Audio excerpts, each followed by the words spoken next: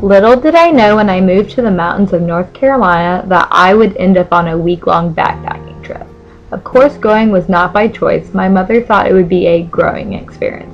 And if my mother thought it was a good idea, then it was happening. We got all my stuff together and she shipped me off with one of my best friends and our youth group. Wilderness Trail is a camp deep in the mountains of Virginia near Damascus. The purpose of this camp is to reflect on your religious walk while backpacking through the mountains. The camp was started by our minister, Dr. Blackburn, who pretty much looks like a lumberjack. The first time I went was when I was 16 years old, and it was my first time backpacking. Naturally, I was nervous, but I got to try it with my best friend Meredith, which made it a lot easier. My goal for the week was to make it through the hikes with a positive attitude.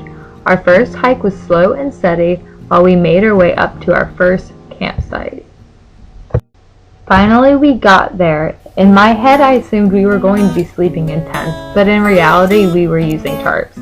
I got no sleep that night. I was completely freaked out by all the different sounds of the animals. After a long, restless night, it was time to get up to continue on our journey. Since our easy day was the first day, the rest of the trip was not going to be a cakewalk. That day we were climbing up huge white boulders. This forced me to lag behind. At first I was disappointed in myself for being so slow, but our youth counselor helped make it better. She taught me to enjoy the ride instead of rushing to the end. It was a powerful message that still sticks with me today. Along the way we spotted birds and different kinds of trees while listening to the sounds of the river. These surroundings changed my attitude and taught me to slow down and appreciate what I have in my life. It's easy to get caught up when thinking about what you don't have instead of appreciating what you do have. These thoughts swirled through my mind as I continued my ascent. When I finally reached the top, all my worries seemed to vanish, and I felt at peace with the world, even if it was only for a second. The view was all around us, and it makes you stop right in your tracks. After climbing up to the highest point of our journey, it was time to go back down. Downhills seemed like they would be easier, but with a backpack, it just caused me to fall. I learned that I am very clumsy.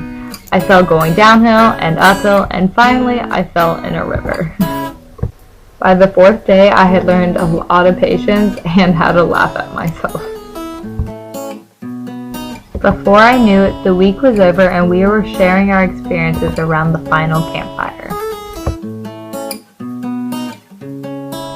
The campfire was orange and red and glowed before our eyes. The sound of crackling firewood was a comforting reminder of the week.